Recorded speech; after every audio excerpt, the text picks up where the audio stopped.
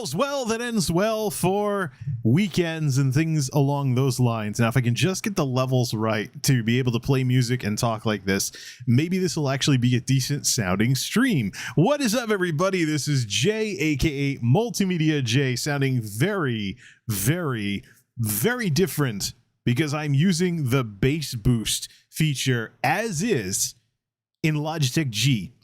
So recently there was an update to Blue Yeti microphones that basically turned them into Logitech G devices. And this is obviously a move against Elgato, who's creating a suite of streamer gear so that you can have a whole bunch of Elgato stuff as part of your stream setup. You can have Elgato camera, Elgato microphone, Elgato Stream Deck. It's very much a boutique brand where the obvious objective here is for live streamers to have an entire streaming setup that is all Elgato stuff. Do they have headsets yet? Let me jump on Google real quick here. Let me actually see.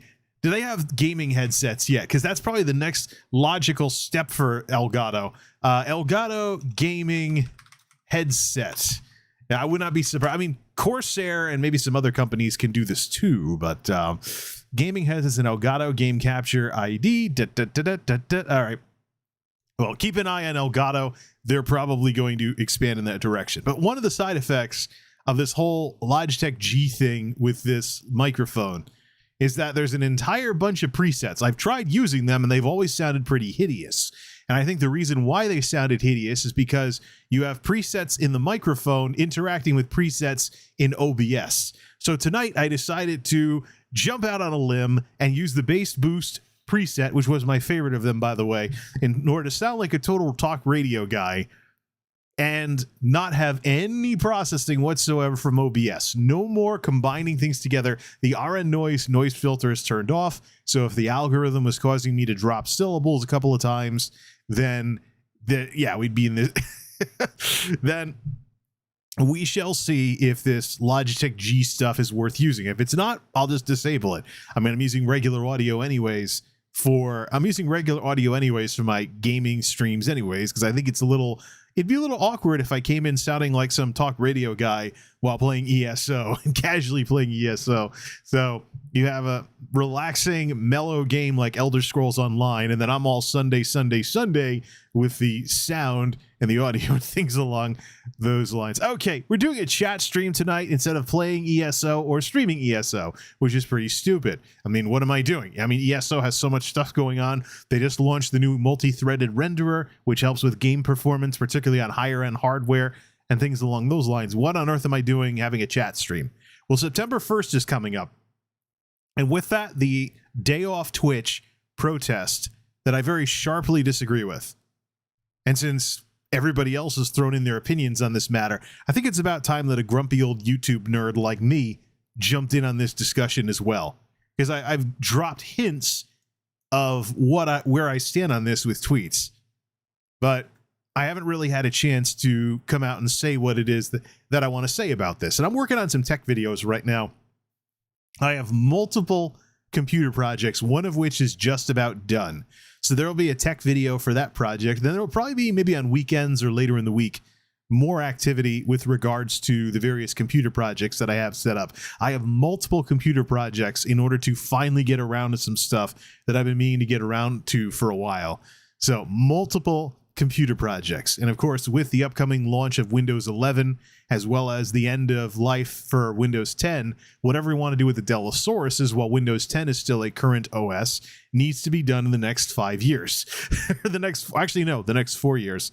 So the clock is ticking on that, and we can't get to a situation where I'm your typical guy with one of those to-do lists that I never get around to doing.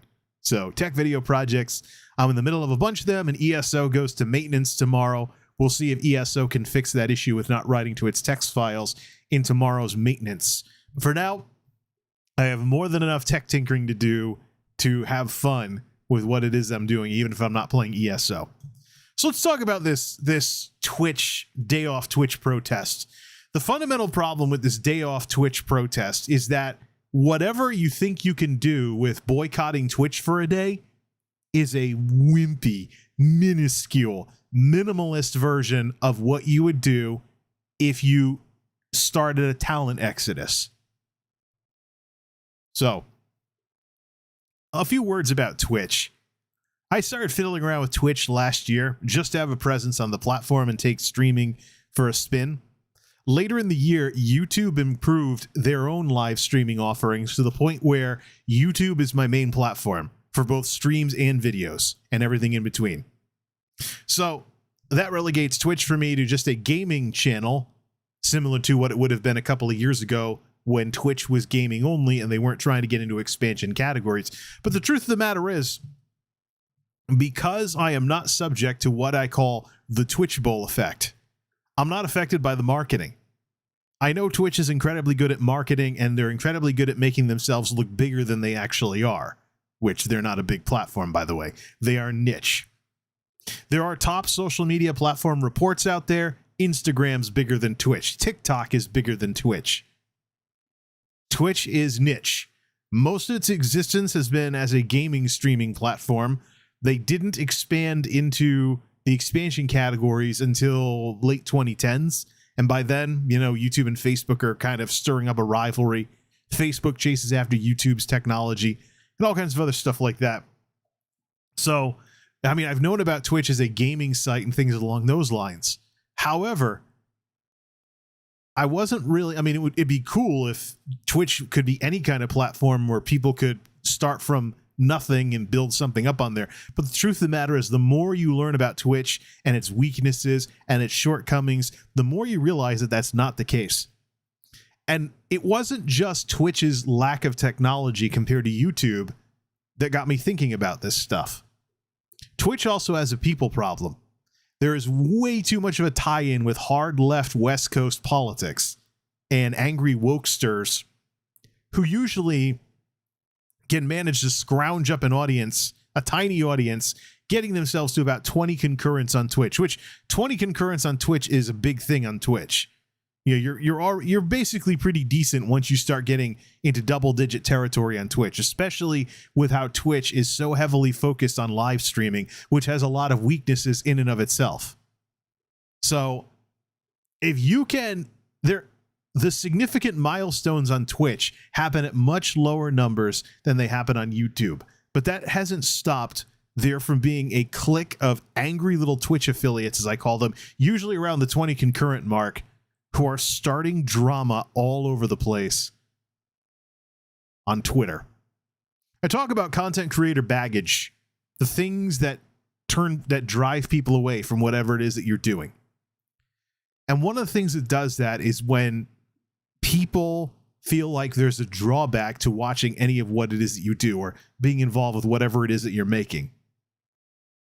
For example, if you're too emotional or something like that, or maybe you have too many tie-ins to money, so you have in-video advertising and people just get sick of scrolling past your ads that they never care about, but you do them anyways because some sponsor pays you money to inject an ad into your video.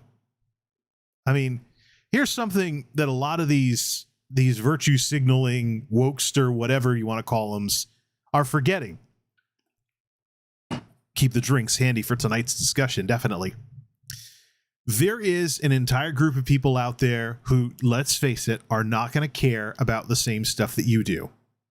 Personally. They are going to care about what they came to watch you for. They're not going to care about some pet political cause that you happen to like, or some philosophical thing you muse about in your free time. They're there for what you do, not who you are. And this is the sort of thing, too, that we see in television. TV shows get their audiences from the show, not necessarily the people involved. Even, personality shows. It's not so much about you as a person as it is about your persona and what you're known for. Take Dr. Phil, for example. Dr. Phil, his show and whatnot is based on, what people think of this persona, this way of imagining Dr. Phil that people have in their mind. And that's what they're looking for. So Phil McGraw can actually go off and, get into something completely different from what his show's about. It's not going to have very much traction if he talks about it on his show. Same thing with Dr. Oz. Same thing with, daytime talk shows. Same thing with just about everything. I'd even go so far as to say that Bob Barker on The Price is Right might have made a few people kind of go, when he always talked about having your pet spayed or neutered. I mean, controlling the pet population and humane treatment of animals was always something that, he was into. And I mean, you can respect that as a person. At least he has little 5 seconds in his show where he says, make sure that you help control the pet population, have your pet spayed or neutered. What you didn't see is The Price is Right suddenly becoming this animal advocacy show, or The Price is Right not airing because of something that made Bob Barker mad before he retired from the show. Today it's Drew Carey, of course, picking up where Mr. Barker left off. But it's the sort of thing where the thing with Twitch streamers is that Twitch streamers are today's Twitch streamers, especially the new ones, are far enough removed from the disruption of traditional media via platforms like YouTube that they have no way of understanding or maybe even knowing about the fact that despite new media disrupting traditional media in the 2000s, there was plenty of inspiration from traditional media with the rise of YouTube. Take, for example, any vlogger in the early days of YouTube who would have a television style intro to their vlogs. They'd put something together in Windows Movie Maker and play it every single video. And it would be like a TV show coming on. Maybe they'd even have credits at the end. But what was in the middle was always stuff like what we're doing now, sitting in front of a camera talking, getting their message out. So there's a lot of, you'll find in older YouTube videos, particularly with people that were really getting into YouTubing at the time, a lot of obvious inspiration from television and classic TV shows and things along those lines. And then the format evolved into stuff like what it's been up until the rise of live streaming and what it is today. And I would dare say the format's evolving even further. The truth of the matter is, you get a group of young, inexperienced content creators, and they're not going to know enough about the history from before they came on the scene. And so they're not going to know they're repeating various mistakes that various creators have made before them. And all kinds of other naivete and, I dare say, youthful indiscretion. So what's the story with this day off Twitch thing that folks are doing? There's a bit of a problem on Twitch right now, which is quite explainable to a nerd like me. It's a tech problem. There are problems with hate raids, quote unquote, which consist of some nerd somewhere with too much free time on their hands and a grudge against a certain ethnicity or whatever, programming a bunch of bots to spam racist stuff and other stuff with special characters to get past any anti-spam measures or Twitch automod or something like that. So basically, and if you look at what it takes to create a Twitch account, there's not a lot of things to stop lots of mass registering of bots compared to other platforms. But this is just yet another technical shortcoming of Twitch. The problem is there's all of these small streamers out there that are getting all torn up in knots when this stuff happens in their chat. I just have to say this regarding Twitch's tech problems here. Twitch couldn't even handle DMCA properly compared to a platform like YouTube. What makes anyone think that this hate raid bot problem that Twitch has right now is something that wasn't going to happen? I mean, it wasn't that we're talking months at this point since the last time we had a serious discussion about Twitch DMCA Mageddon. And how many times has Twitch said something or issued some PR statement or something along those lines that said something like, we hear you, we're going to work on tools. And then when stuff finally drops, it's underwhelming, incremental innovation nonsense. Like, for example, with DMCA Mageddon. Oh, look, we're going to give you more control over how much you can do with your clips and VODs. We're going to make it easy to delete all your stuff. We're going to make it so that your VODs become unpublished after you stream. Ooh. We're going to copy YouTube on whatever we can with our limited resources. They never said that. But their actions told a very serious story here. So, YouTube and Twitch. Not an even rivalry here. Twitch is good at streaming, and that's about it. They are not good at lots of other things. They don't have the technology.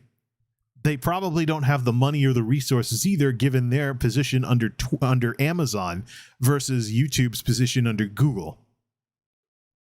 It's a different company with a different attitude and therefore a different level of investment and a different focus on things. And something I find interesting while all of this is going on and people are getting upset about it, two people with public-facing roles, Aurelian and what's-her-face, the COO, happened to tender resignations from the company right as this was starting to turn into a big thing.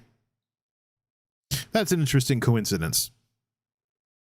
But let's not try to pin the blame for this on one or two people whose role was to basically be a talking head for Twitch, even if it was the two people that were in the infamous simp ban discussion. This is a team effort as far as Twitch is concerned. It reflects on the culture and the technology and the attitudes that are floating around in those offices. So if Twitch cares more about, say, looking like they agree with such and such political cause or whatnot, instead of growing a technologically mature content delivery platform, you're going to see shortcomings like this. But let's talk about something extremely important when dealing with trolls on the internet when it comes to the people getting angry and wanting to take a day off Twitch. These hate bot raids, or whatever you want to call them, botters.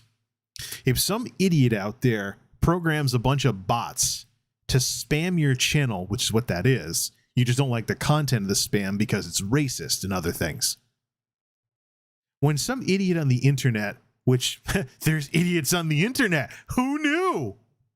When some idiot on the internet programs some bots to spam your chat, and then they have some script or whatnot that makes it so that even if you ban the bots, they can just bring in more bots or something like that. That's not a big crowd of people who hate you. There have been hate raids on Twitch before. They were organized by sites that were known for trolling people, and there were real people posting nasty stuff in the chat. It wasn't bots. And in some cases, the stated objective of the hate raid was actually to get the streamer banned, to make the streamer so angry that they would break TOS and then they'd mass report the stream to get him banned. That's hatred in action. A moron with a bunch of bots is something else altogether. But it's not something we should be surprised about on the internet. Why are you making excuses? No excuses for any of this crap. Being nasty to other people is being nasty to other people. But if you have somebody who's programming a bunch of bots to spam your chat with hateful messages, that's a person with a bunch of computers and too much free time on their hands. It's not a large crowd. But this is the internet. The internet is the home of small groups of people or people in general who want to make themselves look bigger than they actually are, so you'll take them seriously. They want to sucker you into taking them seriously, when the truth of the matter is you don't have to take them seriously about anything. A great example of this would be with the discussions about COVID vaccines. If you poke around local social media in my neck of the woods, keep it local too. Don't go into like state or national media or anything. Look locally. The angry little anti-vaxxers, as well as the people that are coming in from other parts of the country to just troll literally any COVID vaccine story on any page on Facebook. And you know this because you can find the sock puppets, and some people are actually dumb enough to not use the privacy feature, so you can see that those 5 anti-vaxxers trolling a story in your neck of the woods are from like 5 states away. They're probably being referred to these pages by groups on Facebook or something to organize these kinds of things. But if you jump on local social media in my neck of the woods, you would think that anti-vaxxers were on even footing with people who are vaccinated. That is not the case. The CDC has a Power BI dashboard, go Power BI, of vaccine confidence. They update the national one more frequently than they update the jurisdictional one, which shows states and territories by themselves. So the data for Connecticut's a couple of weeks old, and a lot of the state data is a couple of weeks old. It's as of the end of July. We're going into September now. But these numbers tell a very sobering story when it comes to the state of the debate over COVID vaccines. In the state of Connecticut, you're talking about anti-vaxxers representing less than 10% of the population that's eligible to be vaccinated. They have demographics for it too. The vaccine hesitant is a single-digit percentage. So, I mean, there's a lot of people that either have their shots or they want to get their shots. Then the people that are unsure and in the middle are a tiny sliver of the population. But most importantly, the anti-vaxxers are too. People who probably won't or definitely won't get the vaccine are a small part of the population, and they're the ones spamming the stories about vaccine mandates in private businesses about how, all the businesses are going to go out of business, blah, blah, blah. All the businesses are going to go out of business because they're mandating vaccination. No, they're not. Number one, there are scams going around where people are messing around with cards, and, in some cases, people with the cards looking for moles in pharmacies and other organizations to fraudulently enter vaccination information for people that didn't get it. The FBI has cracked down on some rings of that garbage that I've been hearing about lately. But more importantly, going off of the CDC's data, and keep in mind, why would somebody want to bias this data into making anti-vaxxers look smaller than they already are? Nationally, you're talking about only 16% of the population being in this group. So we're in a position where policy does not have to be in any way controlled by these people. In Connecticut, you're talking 9%, maybe. That percent could actually be lower because the people that are kind of like, I don't think I'll get it, the scared people who don't want to get the shot because they're scared of it will be lumped in there too. Not the people that are angry, like, I'm never going to get it. So you're talking like 9% of the population, maybe, being anti-vax. Then you have a situation on your hands with people scouring the internet. Usually it's the same names over and over again. You hang out in a place that's getting trolled on a regular basis. You start to memorize the names. And then you think of the population of the towns that they represent. Like the 2 people in a town of like 3,000 people are hijacking the discussions about the COVID vaccines on local social media. That, ladies and gentlemen, is this behavior on the internet of making yourself look bigger than you actually are. Even protest movements. Oh, we got 500 people from 16 towns to protest something. Okay, cool. 500 people. But as a percentage of the population, blah. So there's a lot of activity out there where people try to make themselves look bigger than they actually are. And these people who are going around doing these hateful bot raids on Twitch are another example of that. So the point is not to fall for it. Don't be suckered by it. And most importantly, don't think that Twitch is going to have the technology to fix this when they didn't even have the technology to handle DMCA properly. Now let's talk about the viewer side of everything, the demographic side, the demographic failure that these small streamers set themselves up to fail with by getting caught up in movements like this. There's this one kind of viewer, there's one kind of content creator I talk about that the talking heads and the gurus and the streaming gurus and whatever don't talk about. And that's the recreational users. There are some people that don't want to be big on Twitch. You can't grow on Twitch. Some people don't want to grow on Twitch. They just want to stream games for their friends. And their friends might live out of state or something or whatnot. Maybe they'll make a friend because they play Call of Duty and someone finds their stream. But for the most part, they just want, friends and loved ones watching their Twitch streams. And so that's what they do. People do this on YouTube as well, which I don't understand. Because YouTube is not a good place for, like, say, home videos of your kids for your relatives to watch. Facebook is better for that because you can limit the audience to your Facebook friends. But for some reason, there are some folks who actually put home movies on little tiny YouTube channels that never get anywhere because they don't follow any of the meta stuff. They're not even trying. They're just filming home videos, putting them on YouTube, and sending the links off to their friends. Maybe they're not even public. Maybe they have... that's if they don't discover the unlisted feature where they can just put all their videos on YouTube as unlisted and send the links to, Aunt so-and-so 3 states away. Look, here's my daughter taking her first steps, blah, blah, blah. Oh, little Joey caught the bus to school today. Da, da, da, da. But There's an entire group of people. I talk a lot about recreational content creators. They exist, and you need to respect that. You need to acknowledge their existence.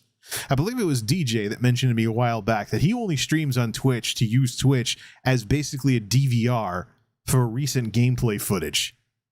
I imagine there's probably some people out there that use Twitch streaming and then they download stuff afterwards with a highlighter as a way of recording footage and saving it in the cloud for making YouTube videos. And then they use the cloud editor to chop out what they want for their videos, download them to their limited space hard drive on their laptop or whatever, and then they use video editing software to make their videos and put them up on YouTube. There's not a doubt in my mind. I mean, not everybody who uses a platform wants to get rich and famous. Yeah, but there's this attitude floating around out there. If you watch enough people who make videos about growing your stream or something like that, you're eventually going to get this impression, oh, everybody wants to be the next ninja or whatever. But it's not just the content creator side that has recreational users. It's also the viewers. There are some people out there who are going to watch your videos. There are some people out there who are going to watch your videos and streams,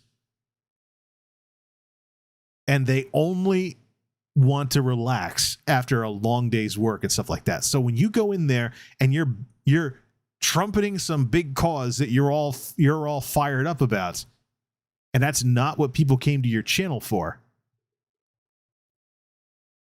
This is getting some comments in the chat here. We'll take a look at them a little later on. So, this is the thing with all of this, though. There's an entire group of people out there who aren't going to want to get wrapped up in whatever drama you're passing around on Twitter. The problem with pity parties on the internet is that there's somebody out there who has it worse than you, who is going to see you, and they go, they don't know what they're talking about, and then they're going to tell their buddies. You know? So you mean to tell me that there's a problem on Twitch with some first world problem thing that some overly emotional streamers in California are getting upset about? California, of all places. I say that because there's a couple of big name streamers from California, particularly United Talent, that I don't associate with because they're just too darn emotional. And while they're getting upset about like losing in Valorant or something, or getting outed as the imposter in Among Us or what have you, many of the streamers I watch just get to what it is they're doing and they just stick with it. Many of the content creators I watch stay focused on what it is that they're there for. They're not constantly dragging other people's complaints. They're not constantly dragging other people's complaints into what it is that they're doing. So you find out very quickly with these angry little Twitch streamers that if you go to their Sully Gnomes and Twitch tracker data, they're not growing at all. They got to like 20 and then their growth died. Unless they have a lucky host raid or they can ink a sponsorship or something and have some kind of sponsored thing where someone's putting them on the front page of something somewhere and they get more viewers that way. But you'll notice that the audience they get from those lucky hosts, raids, and sponsorships are complete Teflon. They don't stick. So, excuse me. Yeah, just that's what their graphs look like. That's what their graphs look like. So you see that they're not making any progress, which means I have a small, tight-knit community. No, you don't have a small, tight-knit community. You don't have a small, tight-knit community. You are just really angry all the time. And the only people who are going to watch you are people who are just as angry as you are, minimum, about the same topic that you're angry about. I've seen so many examples of this crap where some streamer on Twitter is making excuses for why their channel's not growing. And you watch their stuff or you read their tweets, and then you start seeing that thing that anybody with any brain cells in their head could see very quickly about somebody, that they're a monster on Twitter. They're a monster on Twitter, and they're completely different from the way they are on camera. They smile for the camera. They're a monster on Twitter. And there's some of that going on. There's some of that going on with this day off Twitch thing. So you let's say you're passing this around on Twitter. You lump yourself in when you do this with people that are angry a lot. And in some cases, they do what I call manufactured misery. Their actions tell a story that they like to create situations to get upset about. And they're upset all the time. It's a self-fulfilling prophecy. And then they get involved with stuff like this. Now, the cause of the whole day off Twitch thing is totally noble. I mean, you want to stick up for marginalized groups and people like that. What you don't want to do is look like that everybody who does that is off their rocker and completely emotionally unhinged. And all of this, by the way, over bot spam. It's not even someone who's able to get a big group of people to go engage in targeted harassment on Twitch. This is somebody who's programming bots to spam chat. It's pathetic. It's stupid, and it's a waste of perfectly good time for the people that do this. But the thing is, though, there's a whole bunch of people out there, when they come to watch your videos or streams, they probably have problems of their own. And it's interesting that we have these problems with gaming content creators of all people. There's so much in gaming that is basically escapism. My dad used to be an Atari guy. Now he's like, video games are not real, so I don't feel like wasting my time in front of something that's not real. And then he watches TV. fictitious stuff on TV too. Fiction. No, he'll watch like entertainment shows on TV or something. He can figure that out later. But this whole thing with there's a bunch of people that are, by the time they're coming to watch any of what it is you're doing, they've probably had lots of problems. Their problems are probably worse than yours. Their problems are probably worse than yours, and all kinds of other stuff. So, yeah. By the time, John, thanks for the sub. By the time they're coming to watch you, they're trying to get away from their problems. Now, if you had a rotten day at work, if you have a rotten home life, and you finally get a little bit of peace and quiet, you tune in to somebody who you may have enjoyed before because they did like chill streams of insert game here. You get into that, and now today of all days, for whatever reason, they're upset about something, and they're screeching and hollering and getting angry about something, and they're grinding their entire channel to a halt because something upset them. What do you think of that? Or they say, I'm not making anything. I'm not making anything for a day because something made me mad. What do you do with that? The way people operate with these things is that it's competition. And in some cases, people make difficult choices to support certain creators over others. Sometimes, just like in the market.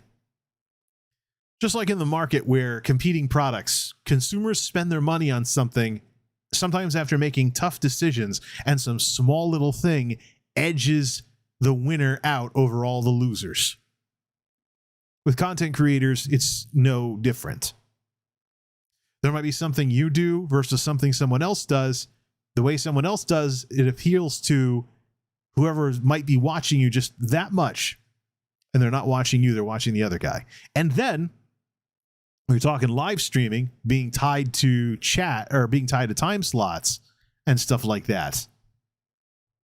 You have a situation where if I'm going to be watching this streamer, you ask yourself, why do I want to watch this streamer instead of that streamer who both stream at XYZ time of the day?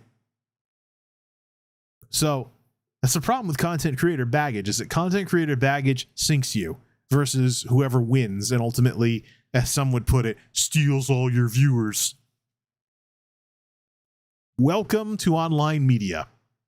I realize there's a lot of not very experienced Twitch streamers out there who are making rookie mistakes like this, but truth of the matter is, especially with live streaming, it's going to be the little things that determine whether someone watches you or watching someone else. Even little technical things too. You know how many times I've said stuff on these streams and whatnot about all those little Twitch streamers out there who buy a microphone and then they won't mic themselves up properly. They put the microphone over by their camera so that it picks up their usually Cherry MX Blue clicky little mechanical keyboard. So you're trying to watch them playing a video game and you're constantly hearing the clicks of their keyboard all the time, or maybe even their mouse clicks when you just want to hear the game, or you want to hear them, or some combination of them in the game. And so there's people I don't watch because of this. So there's probably some other folks out there who think this way. You will watch somebody else because of that little thing, because they get that right while this other streamer gets it wrong. So there's people out there, if you decide that you're going to grind your channel to a halt because of something that's going on with somebody else,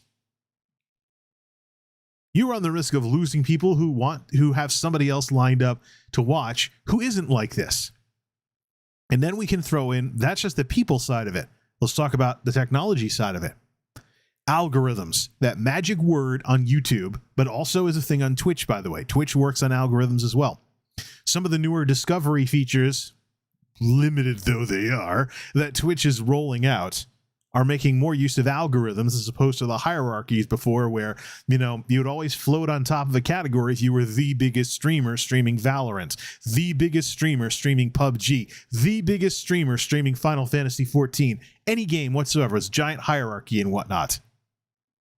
So Twitch is working on various algorithms. They're not as refined as YouTube's, but sometimes the results are rather weird. And of course, obviously, from the platform's perspective, you have this to consider. Twitch doesn't really care about you specifically. They care about people watching anyone on their platform and being served ads or what other monetizations available. Bits, subs, cheers, the whole 9 yards. So it is in Twitch's best interest as a business and as a platform to introduce your audience to your potential replacements if something were to happen to you, or if you decide to quit streaming. And so you see with features like the recommended and stylistically similar streams showing up on your main page when you watch streamers of a certain type, or weird stuff. Like, for example, with the Korean IRL streamers that I watch, because I'm night shift, they're usually doing stuff when I get home from work after midnight. The Korean IRL streamers, there was an incident once involving some collabs where multiple streamers were at one streamer's house, and because I watched a couple of streams of those collabs, I was introduced to new streamers when new streamers were doing collabs with that person because of the visual similarity of what was in the shot. They filmed all the streams in the same part of their house, and the algorithms picked up on that. And so I started getting recommended new streamers to watch because of the visual similarities within the stream. And then there's audio similarities too, where I start to really like streamers that sound a certain way, and then people with a similar sounding voice or similar looks or something are getting recommended to me. It's really weird stuff. It's really, really weird stuff. But it's computers. But it all goes towards the same goal. If for some reason people, something happens to you or people don't want to watch you anymore, those people need to have people to watch. Those people need to have people to watch, and there's no favorites in play here other than the biggest streamers.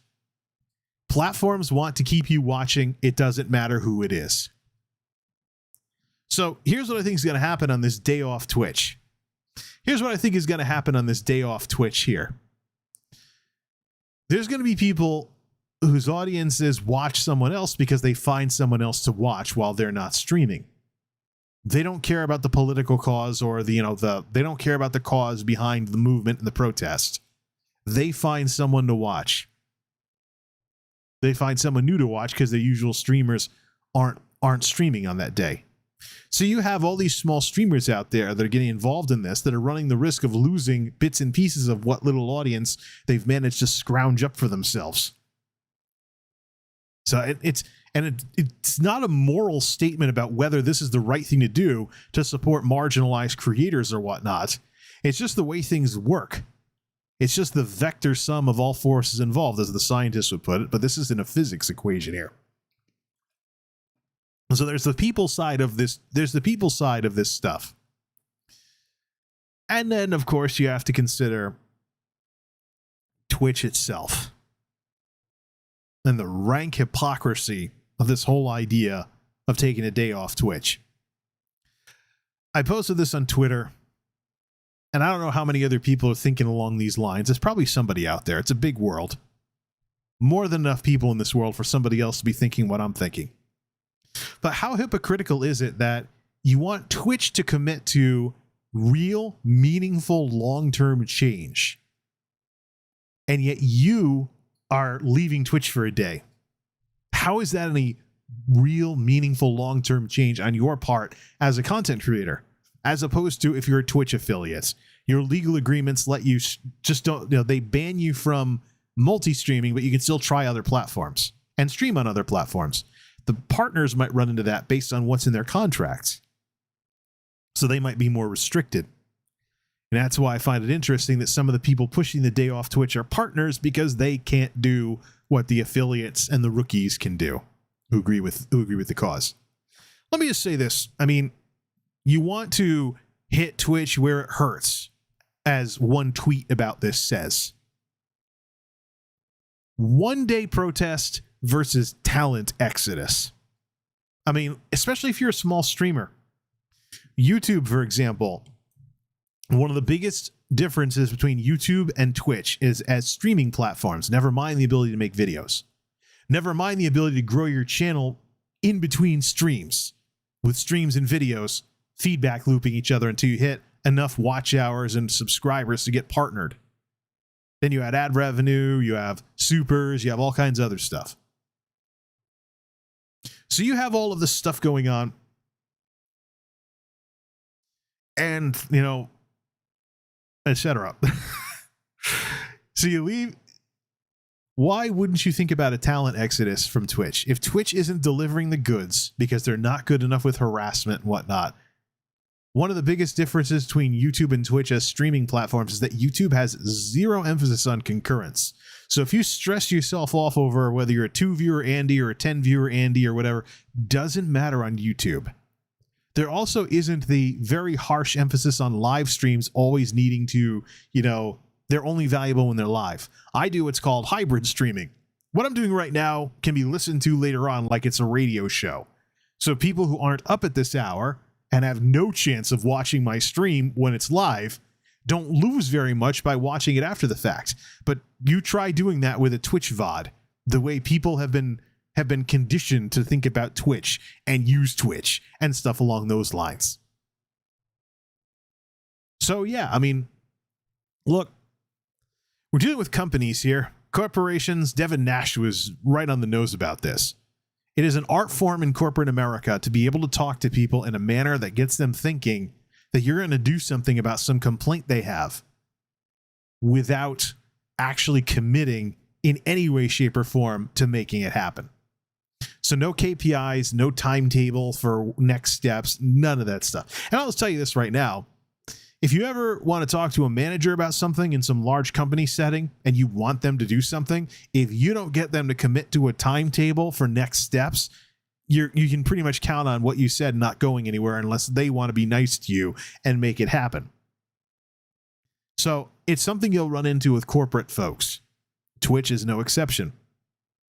There have been speeches, there have been pretty speeches and whatnot about doing something about harassment on the platform and sticking up for, less represented groups and all kinds of other stuff. How much follow through has there been? Especially when one of the conduits to the current problems with hate bot raiders is the new tag system for identifying as LGBTQ or anything of that sort, the rapidly expanded tag section. But yeah, okay, the tags let you fly a flag that you're this, but because you're doing that, now it's a lot easier for people who don't like people like you to find out about you. And especially if they see you get emotional because you don't know the technical side of some bozo running a bunch of bots somewhere that spam your chat. They know you'll get upset with that. So, I mean, there's bad people in this world. There's also such thing as what's called schadenfreude. There are people who derive pleasure from other people being upset about things. I used to do a lot more vlogging about my problems on my channel several years ago. I've deleted a lot of those videos. I don't think any of them are still around, and I'll probably delete any more if I missed any. Because what those did was they attracted a toxic audience. There were people that liked seeing me upset about stuff because they needed to feel better about their own selves. So they looked for somebody they didn't have to even troll me in the comments or anything. They just had to see me upset and complaining about stuff. And it made him happy because, haha, he's miserable. There's people out there that are like that. So I would like to say right here, right now, the real way to practice what you preach is to leave Twitch. Start a talent exodus. Get established on YouTube or something. A much larger platform, more technology, older content creators, not the skew way, not the content creators, not the audience, excuse me, older audience, I should say. More age groups involved, more mainstream app on smartphones and mobile devices, as opposed to Twitch, which keeps skewing younger and younger. There's a lot of teenagers and 18 to 34 on Twitch. If you run into immaturity on Twitch, part of that, if you run into immature juvenile crap on Twitch, some of that is because the younger people watch Twitch. I mean, it's like making fun of a tiger for having stripes. Okay, you have some immature high school kid, acting like an immature high school kid. They're acting like what they are. I mean, it's nice if they don't, but you can't get angry at somebody for basically being what they are. So if somebody's not really grown up and they don't act it, well, why are you going to get mad at them for basically being what they are? So, talent exodus. Those magic 2 words. Get established on YouTube. Get out of the Twitch bowl mentality where you act like Twitch is all there is, because it's not that way. Play around with other forms of social media. Put some pictures on Instagram, or start a blog, something like that. If you think that these social media platforms are using too much proprietary stuff for discoverability, go to like a blog site or something and have blog entries with tags that'll be picked up by regular search engines. So there is no middleman between what you're trying to show the world and the rest of the internet. I mean, there's lots of options available. There's lots of options available for people these days that want to get into this stuff. You don't have to act like Twitch is all there is. But seriously, a one-day protest, when in reality you could just do a talent exodus and come to YouTube or something. We know that Twitch is terrible with technology compared to their much larger competition. Some of it's because they just don't have the resources or whatnot, or they don't have the experience, or they're a niche platform that's been trying to expand much more recently than more general purpose platforms that have had more time to get this right. But if Twitch couldn't get DMCA right for technical reasons and whatnot, I wouldn't put much stock in thinking that they're going to get this hate bot thing right either. They said they were doing something about DMCA. They said they were doing something about DMCA. Oh, look, the features are coming out. What are the features? You can delete your clips and VODs a lot better. You can unpublish VODs after you're done streaming. I think the most useful thing out of the rather underwhelming set of features that Twitch released was the separate audio channel, so you can make it so your music doesn't save to your VODs afterwards. But then what do you do when people watching after the fact get silence and you playing a video game instead of the music you were playing that was part of the experience? So you're downgrading the experience for everybody else. Which is one of the reasons why you want to use services like StreamBeats or something. So that way you don't have to worry about any of that stuff. But if we had hype, and then rather underwhelming features when something actually rolled out for dealing with DMCA, why do we think there's going to be anything but that with responding to this problem? No. Let's suppose Twitch had a talent exodus. If Twitch had a talent exodus and their reputation was becoming that, they're what they're known for when you learn more about Twitch instead of when you're new and you're still falling for the marketing of game streaming, you can make money off of it eventually. You can become something big. You can, you can quit your job. Da, da, da. When you get past all the marketing, you look at how Twitch really works and how, the hierarchies that are still in place, the inertia that larger channels get, the lack of accountability for the larger creators on the platform, because Twitch won't act against its own interests. So all the problems with Twitch. Why do you think they're going to do it? Well, anyways, what do you think happens to their reputation, though, when people are leaving the platform and not taking it seriously anymore because of unresolved issues like this? Meanwhile, you can stop getting upset about a platform where the only thing that matters is when you're live. And after the fact doesn't matter. As opposed to YouTube, where you can get some weird thing in the algorithms and suddenly a video you made 3 years ago is getting views again. But as YouTube's own folks say, you know, there's seasonality to some topics, and sometimes certain video topics go through dead seasons. And then it's like going through winter, everything's blah and quiet, and then spring comes back up. Happens from time to time on Twitch too. Take GTA 5, for example. It's a game that came out nearly 10 years ago. It enjoyed some popularity, and then there was a whole revival of the game when people started role-playing in GTA with GTA RP and all that lovely stuff. So, really, if you're going to spend your time creating content for the internet, evergreen stuff is the better bet. The more evergreen things are, the more longevity it is, and the better you use your time. You don't get that with a platform that has decided to double down on live being all that matters, and being so almost entirely focused on streaming that not much else matters. I mean, Twitch would be a great video platform if they decide to chase after YouTube a little more. Watch the headset. Or maybe I should quit being an idiot and, you know, use a wireless headset like so many others do. But I don't want to mess with batteries and charging the headset and stuff like that. But Twitch, for what it is, I mean, Twitch for what it is, it could be a good video platform. You can go to people's channels. You can have playlists on there. You can put videos on there. The highlight feature lets you take the best parts of your streams and edit them into watchable videos. There's also download, edit, re-upload. Once you're a Twitch affiliate, you can get uploads on your channel, even though the uploads aren't supported in the UI. But let's suppose they were. Twitch could get into video. They really could.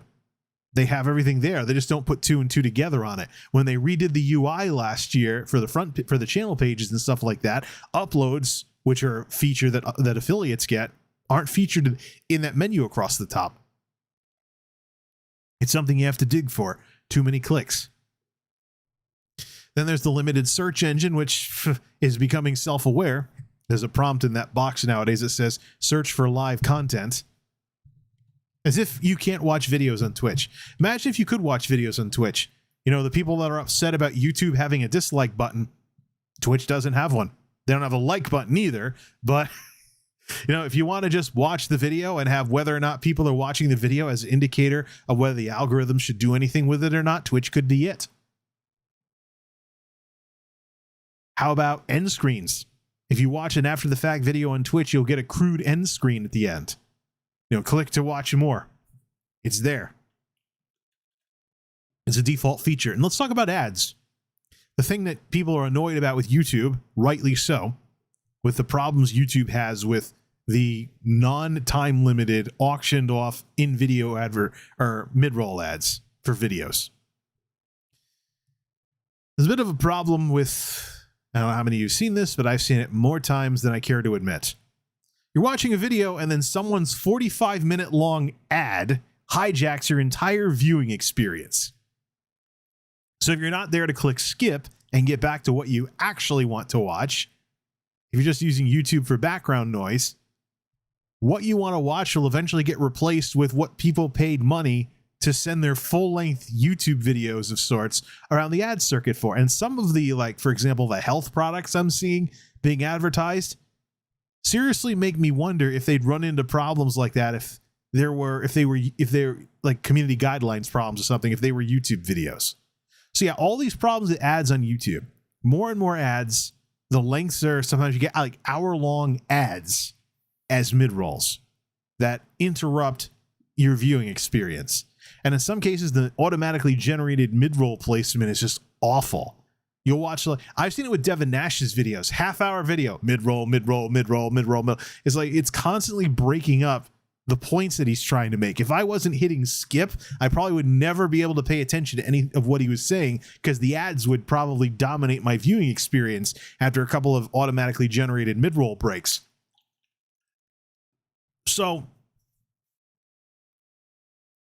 but on Twitch, they sell their ads in fixed blocks like a radio station. They're not skippable, of course, but they're fixed blocks. 15 or 30 seconds, I believe, up to 30 seconds, and then the advertiser pays a premium to get up to a minute or something.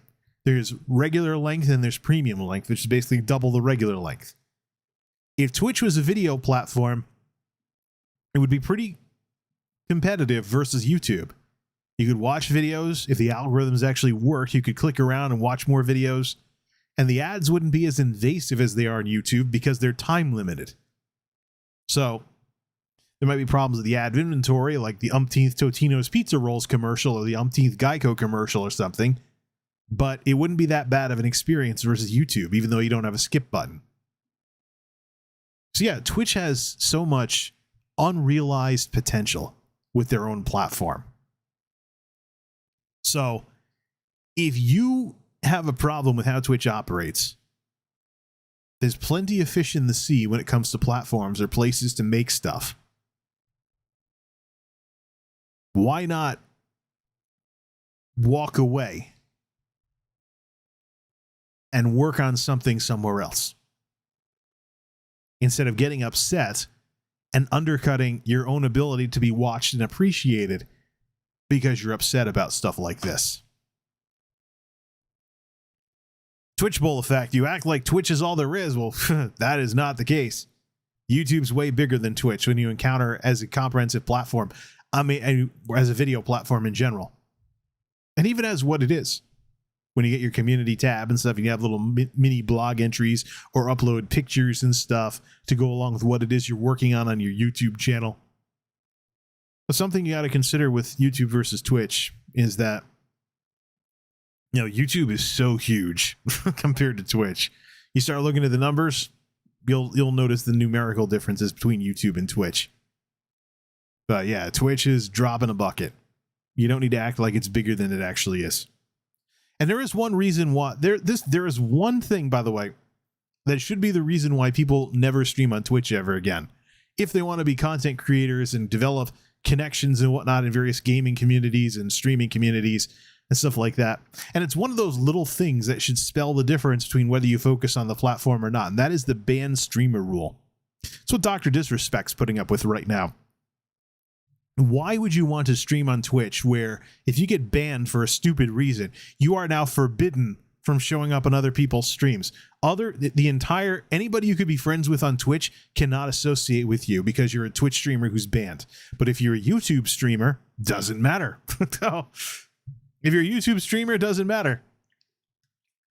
YouTube won't want you to have other channels after you get banned. But there is no rule that takes it a step further saying you can't appear on other people's whatever it is. If there is one in the YouTube help files, I'd love to see it.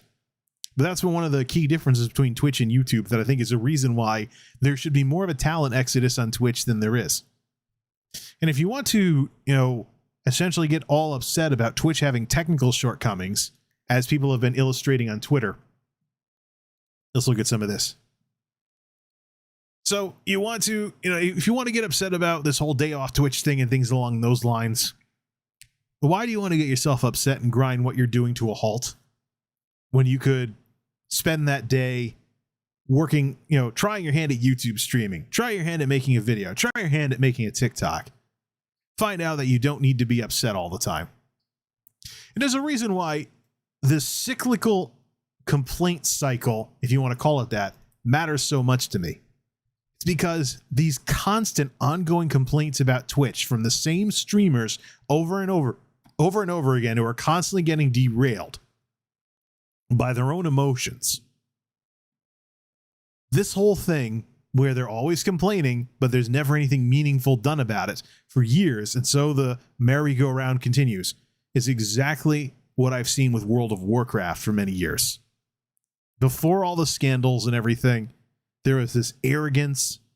There was, I called it Blizzy knows best. But there was this arrogance to the developer team, and there was this constant back and forth between upset players and developers who pretty much knew that WoW is big enough to survive on its own inertia. It didn't matter if there were some people constantly upset. The bottom line is they constantly kept coming back to WoW. They would unsub, and then after weeks or months or whatever, they'd always come back to the game. So, oh, I'm never playing WoW again. Then they suddenly are, X amount of days or weeks down the road. So you get to this point where no amount of protesting matters because you're going to keep playing the game anyways, no matter how upset you are about it. It's going to become the ultimate love-hate relationship. Well, here we are with this stuff going on Twitch. There we go. And what does Twitch have to do about it? What does Twitch have to do about upset small streamers when so much of their traffic and subs and all kinds of other stuff is from the biggest channels that are just staying focused on content? And that's one of the reasons why they're big. They don't have the drawbacks of less professional streamers who drag their personal feelings into what it is they're supposed to be doing as content creators. Why does Twitch have to care? The answer is they don't. And it's the brutal reality of this stuff. Twitch does not have to give a darn, especially when you have smaller streamers. Bump on a log if you all leave Twitch. That's why this is more about your own personal happiness with what it is you're doing than sticking it to the platform, so to speak, because you're not going to. Twitch and YouTube, by the way, have technology that introduces your audience to your potential replacements. If you storm away from the platform, the people that watched you are just going to watch something else. And there's technology being developed by both of these platforms to further that cause. Let's take a look at Twitter. So yeah, day off Twitch, it's a symbolic thing. If people want to seriously move on from Twitch, they should do so. YouTube is smaller as a streaming platform, but keep in mind, smaller as a game streaming platform. The quarterlies that show the traffic on these, on the three major platforms, YouTube, Twitch, Facebook. For YouTube and Facebook, they're limited to gaming, whereas Twitch went into expansion categories, so just chatting can end up in their numbers. So it's not even a fair comparison. If YouTube was ever compared apples to apples with Twitch as a streaming platform, it would smoke Twitch. Because you have YouTubers who stream from time to time, do chat streams, kind of like what I'm doing. You have forms of streaming that are not as popular on Twitch, like wildlife cams, and even practical forms of streaming like traffic cameras. You want to go into work, you want to see if there's an accident on the whatever bridge. There's a YouTube channel that has a camera going on that bridge all the time. You can see if the traffic's backed up within about 5 minutes or so, depending on internet latency. I think if YouTube or even Facebook, if Facebook Gaming was combined with Facebook Live for all those like local media, politicians, and others that are going live on Facebook for stuff not related to Facebook Gaming, I really think Facebook and YouTube would smoke Twitch, because Twitch's numbers include things like just chatting and stuff. So their expansion categories are part of their numbers. But if you look at the methodology for the Streamlabs, StreamHatchet reports that I look at, YouTube Gaming is just for gaming. It's not YouTube as a comprehensive streaming platform. So there's stuff missing from that data. It's not a fair fight. Twitch is just very good at marketing. It's very good at making people think that this is where they should be. And it's very good at making people think that Twitch is bigger than it actually is. Reality is a lot different. When you start digging around in reports for how big all the social media platforms are, and you see TikTok being bigger than Twitch, and Twitch not even placing within the top 10 of world social media platforms, that's when you get a real grip on reality and realize you're getting upset about essentially being a minor league content creator. And then what about, I want to be a streamer, so I'm never going to learn how to edit videos. I'm never going to learn how to storyboard. All I'm going to do is push the go live button and play games. And if people show up, they show up. You're limiting yourself as a content creator by doing that. You're deliberately limiting yourself and by extension, your appeal as a content creator by not trying new things. And Twitch is the perfect place to do that because Twitch isn't trying new things other than a few things that incrementally improve what's already there. Wake me up when Twitch decides to get more serious about video as opposed to doubling down on, oh, live is what matters. Live is what matters. Live is what matters. Live is what matters. As Facebook and YouTube go in very different directions. So yeah, this day off Twitch protest, it's a great example of the naivete and the way that small streamers boat anchor themselves by dragging other people's problems into what it is they do and alienating their audience. Let's take a look at some of these tweets. Let's take a look at some tweets about the day off Twitch and stuff. Let's reload this. Set it to latest. There we go. Majority of the followers and people who are participating are just going to watch other streamers instead. True. See, hate raids are a big problem. Yeah, it's a technological thing. Oh, look, a promoted treat for a pharmaceutical. Do not give Twitch subs until September 1st, day off Twitch. Okay. There's a whole sub off Twitch too, where people are directing subs off of Twitch to get away from the 50-50 split. So let's see here. Yeah, there's a bunch of people starting Twitlongers and big threads and stuff along those lines. I mean, the cause is noble. The execution is not going to work. Let's see here. Let's go back to what inspired all of this. So my day began yesterday with a meltdown from a streamer that I refer to as N-word lady because I don't want to say her name on stream or at all anywhere because her name is phonetically similar to a racial slur. But she's partnered. Apparently it's not similar enough that Twitch doesn't departner her or force her to change her name. But let me just go see where it was. Actually, let's just skip straight to this here. I have this person blocked on Twitter because I don't want to see their drama, but some people pass it along anyways. But whenever somebody outs themselves as somebody who is constantly having meltdowns on Twitter, I don't care how many concurrents they have. I'm not going to watch them because I can already find people to watch who don't do that stuff. Again, the little things that edge out whether or not people watch you or not. See, let's read it. Not surprised that the top streamers don't really know much about what's going on, etc. They're not using their platforms to speak up about it. Yes, because the top streamers on Twitch understand that it's about the content. It's not just Twitch either. Many of the biggest YouTubers I watch are not getting derailed by every little thing that upsets them. They're just focusing on making stuff, which is what they're there for as creators and what the people watching them are there for. Then you have the stuff like, all this drama on Twitter from small streamers who want more attention than what they're getting. They're actually setting themselves up to not get the attention that they crave. Because like I said, everybody coming home who's had problems at work all day or problems with the family or problems wherever, they don't want to log on and watch your stream or your videos to see you complaining about your problems or someone else's problems. They want that they're there for. See, all you care about is the money. You don't look out for anyone but yourselves. It's a terrible choice. No, they're focused on what it is that they do.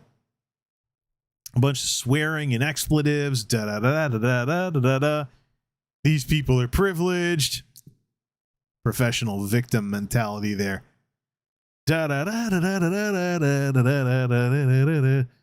See here. I'm going to use my platform. To do the right thing. Yeah, and when I check your Sully Gnomes, you are going to be flat except when you get lucky. Except when you get lucky while others grow. And this emotional outburst crap is why. Yeah, so, and get a blog, by the way. Let's count the number of tweets. Let's count the number. 1, 2, 3, 4, 5, 6, 7, 8, 9, 10, 11, 12, 13, 14, 15, 16. 16 tweets from one meltdown about something that got them upset.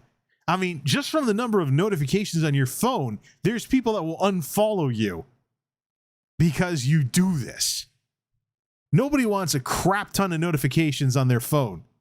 It's just, And then I find out, oh, overly emotional Twitch streamer from California. I know a couple other streamers from California who let their emotions get the better of them. While the streamers I watch who they're lampooning right now stay focused on what it is they're going to do. And isn't that the way it goes? Same thing on YouTube as well. You'll see people constantly getting derailed emotionally who don't do as well on YouTube versus people that stay focused all the time and just make stuff. Because the time you spend getting upset on the internet somewhere else is time that you are not making something for the people that you supposedly appreciate who watch your stuff. What more needs to be said? Let me just double check on Sully Gnome first. The person that inspired me to do all of this in a not good way. I found out about indirectly through other people yammering about this stuff.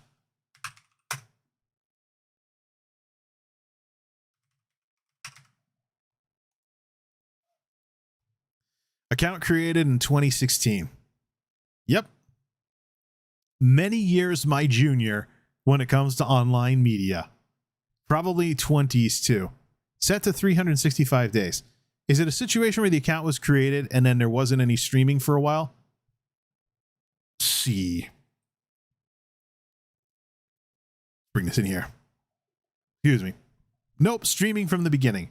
But still only a couple of years experience in online media. Isn't that how it goes? So let's see. If you started your channel in 2016, 17, 18, 19, 20, 4 years experience. Going on 5 this year. Where was I at when I was that inexperienced at this stuff? 7, 8, 9, 2010. Yeah. So I know what I was like back then, and I'm not proud of it. Yeah, there is a maturity process to all of this. And one of the things that happens as you mature with all of this is you don't get as wound up about stuff like you used to. You don't get as wound up about stuff like you used to.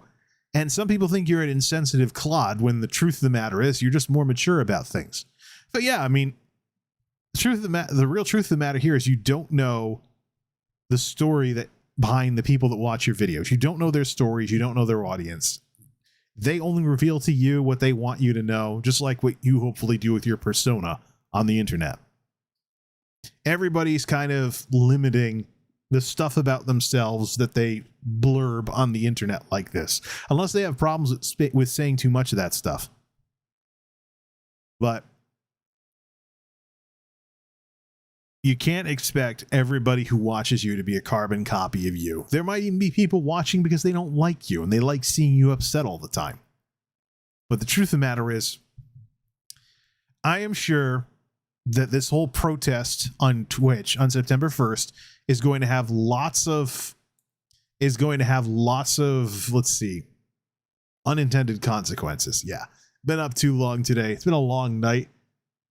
So let's take a look at some stuff that was in the chat to round this all out. Have a channel that's been 3.5K for a year. It's hard growing a channel. Yeah, well, it's harder than it used to be, especially on YouTube, with more of the algorithms in play and stuff along those lines. So I think the big thing with YouTube nowadays, though, that's a real problem, is that the algorithms are designed per, the creator insider, people who say this stuff directly when they work with this stuff every day. The algorithms on YouTube are designed to find videos for viewers and not viewers for videos. It's not the case that you post a video and the algorithms will push it around to people and find you an audience. No, people have to be interested in similar stuff to what it is you're doing to hopefully get your video recommended to them. And then what?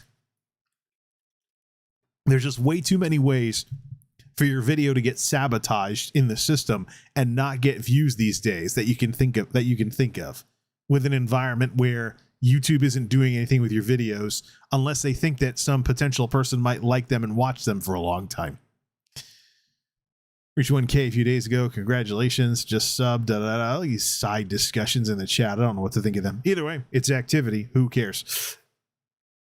Had one of my streams muted for playing the music in the video game. Is this on Twitch? Because YouTube has a song scrubber. Another advantage with DMCA. Mixer went under. I was up to 600 followers. I only have 78 followers on Twitch. The majority of the Mixer streamers went to Twitch when Mixer shut down. I went through, and I don't know if it's still up for stream replays because this was Twitch stuff before I cleaned all the non-gaming stuff off of my channel last year. But when Mixer shut down, there are people streaming on Mixer that go see me at Twitch TV, blah, blah, blah. Thing is, though, Twitch has the worst ratio of hours watched to hours streamed in the entire industry. There are way too many people that want to be streamers on Twitch, and Twitch, for a company its size, is just not bringing in enough people to support everybody who wants to be a streamer. And that's the case in a lot of places, too. You come over here to YouTube. YouTube gaming is like a quarter the size of Twitch in terms of hours watched. So, but if those are, I'm just curious, what would happen if hours watched and hours streamed were ever comparable between YouTube and Twitch, with the entire set of content and YouTube not being limited to just gaming? I think then we'd see that YouTube is the biggest streaming platform, bigger than even Facebook. So it's just, there's more algorithmic stuff and there's UI limitations as well to streaming on YouTube that YouTube hasn't caught up with Twitch on yet. Let me give you an example. If you go to your YouTube page on desktop, you'll see wrong browser. I do YouTube stuff in Firefox, but if I go to my YouTube page and I get the thing on the side, let's just mute this tab. So I fall asleep to ABC News. So I have a lot, I'll fall asleep listening to whatever the news is on the ABC News. ABC has been very pro YouTube. ABC, hey, do I have Firefox? I could probably link the browser to it. So ABC, I got Fox News is streaming. Interesting. ABC has always been, for some reason, the most friendly when it came to streaming. Let me set up something for browser mode.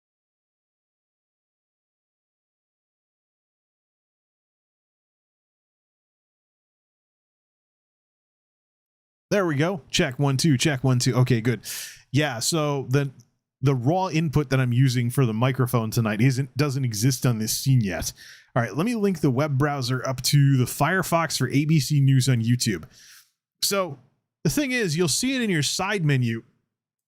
You'll see it in your side menu, but you have to click over to the channel, then you have to click the live stream. Whereas on Twitch, you can click the name and you'll go straight to the stream. So I wonder if they could make it to where this button, you could click the I'm live button and it takes you right to, but the problem is you get some of these mainstream media folks and whatnot, and they have multiple streams going. And it's not just like ABC or anything. CTN, the Connecticut network, Connecticut's little state equivalent of C-SPAN.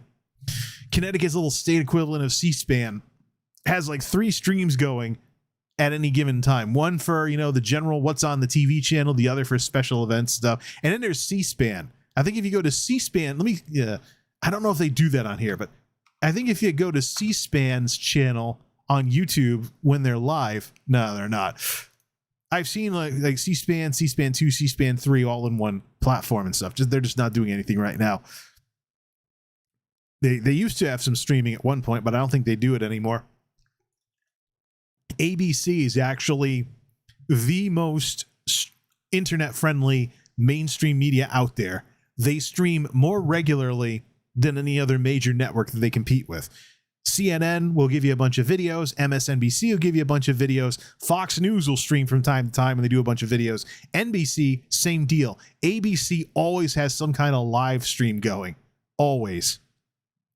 But because of this, it's always at the top of my subscriptions things. I keep falling asleep to it. So yeah, too many computer systems nowadays. And of course, trying to promote, trusted sources of information means that mainstream media live streaming will often have an edge over you if you come over here. So it's just a thing. But I think too, when it comes to YouTube versus Twitch, you got to be thinking about all of the above when you come over to YouTube, because think about, and this is another advantage that YouTube has over Twitch. Think about it this way. If somebody's going to support you to the tune of $5 a month, like a Twitch tier 1 sub, the value they get from that on Twitch is you must be live. But let's say you're having problems with streaming and whatnot.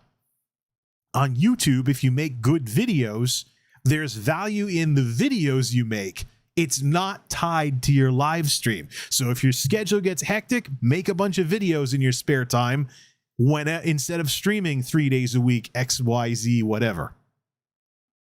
So that's one of the things too. I think when YouTube channel memberships become more of a thing, people are going to start seeing the value of YouTube channel memberships. Plus, there's a better revenue split for the creators. It's not 50-50 like on Twitch. I'm seriously wondering, these what I call VOD barfer YouTube Twitch streamers who send all the VODs over to a channel they have on YouTube that is VODs and highlights and stuff like that.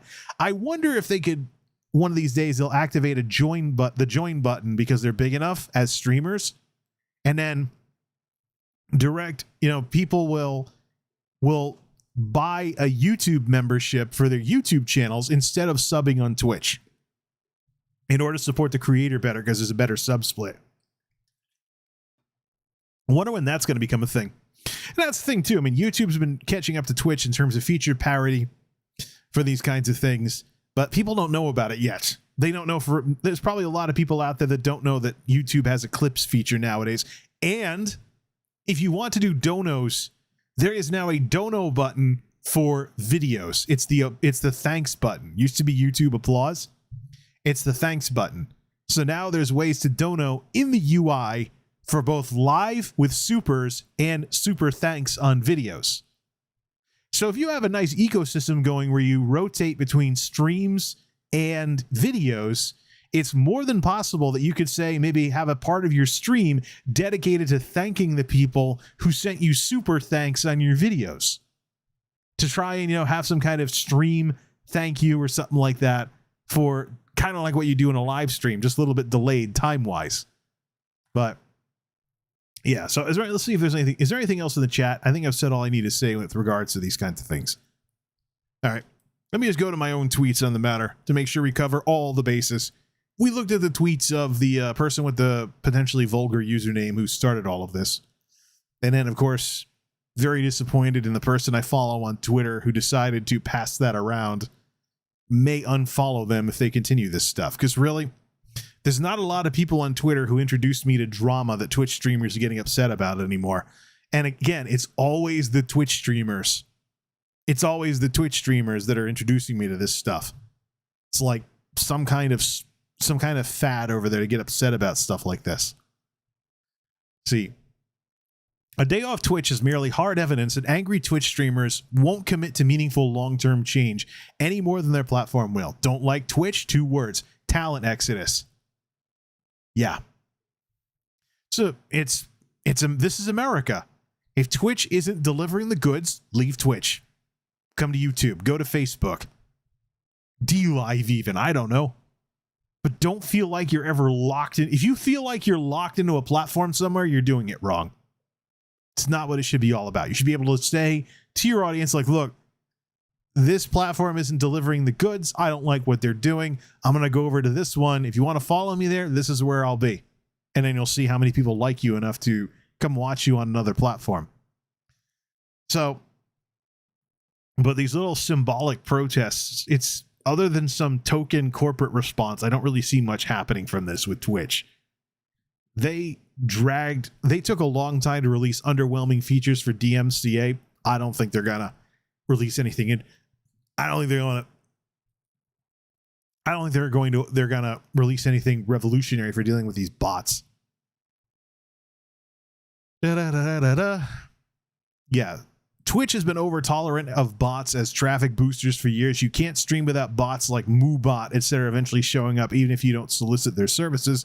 Twitch even accidentally gave an award to a bot once, if you remember the incident with Electrical Longboard. Bots that are associated with services such as Nightbot should be required to register as such, while unregistered bot accounts are subject to site-wide chat muting, etc. until they're compliant. Attach names and entities to these non-human accounts. Here's the interesting part. We know that Twitch is capable of flagging accounts as bot accounts because when you first start streaming and the bots like MooBot start showing up in your chat, they're not going to contribute to your concurrence. So there's already a way to identify bots on Twitch and not have them contribute to your concurrence. Why can't they be silenced unless you mod them, so to speak? Because you use like Nightbot or something like that. And of course, yeah, everything I've talked about in this discussion was represented in the tweets. Don't think that people on the internet are bigger than they actually are. If someone comes into your stream with a bunch of hate bots and they're spamming you, it's one idiot with a bunch of extra computers sitting around. If it's a real hate raid with a bunch of people ganging up on you, there's stuff in the community guidelines on these platforms for that kind of behavior these days. But understand, nefarious behavior on the internet is a never-ending arms race. Whatever progress Twitch makes against this stuff, somebody's going to find a way to get around it. You have to be the person that can maturely handle the morons out there to do stuff that is public-facing like this. Even my radio show. You know, I had to unplug the phone at my radio show because I had all these drunks calling in, making song requests. I said I was doing a rock show. They'd want me to do rap. And it didn't matter how many times I explained to them that my show was not a hip hop show. They were drunk. They wanted to mess with me, so they feigned ignorance to call into my show and be like, "I want Ludacris instead of Guns N' Roses." I don't know. In retrospect, maybe I would have been better off powering people's parties, basically DJing, doing a music show while people were getting drunk. I don't know. I did try to do that once, so I tried playing more of a mix of music, and people didn't like it either. So let's see. As usual, Twitch is the wart of my online media experience nowadays. Yet again, it's the Twitch streamers causing the drama. This time, though, Twitch's technical shortcomings are part of the reason why this lunacy exists. Their people's shortcomings do the rest. And this is part of the brand management side of Twitch that would actually get Twitch's attention. If they're known for wackerdoodle stuff that draws the ire of companies or government or whatever, like the gambling streams, they get out of control, or over-sexualized content or something like that. If Twitch becomes known for bad stuff, it damages the brand, and that damages CPMs and their ability to make money. But a bunch of people leaving Twitch for a day, your audience is going to go watch somebody else. Unless they're just as wound up as you are. And that's not the way people operate. People, by and large, are rather mellow and chill and roll with the punches. Politically, too. The moderate parties here in the United States represent the largest voting blocks.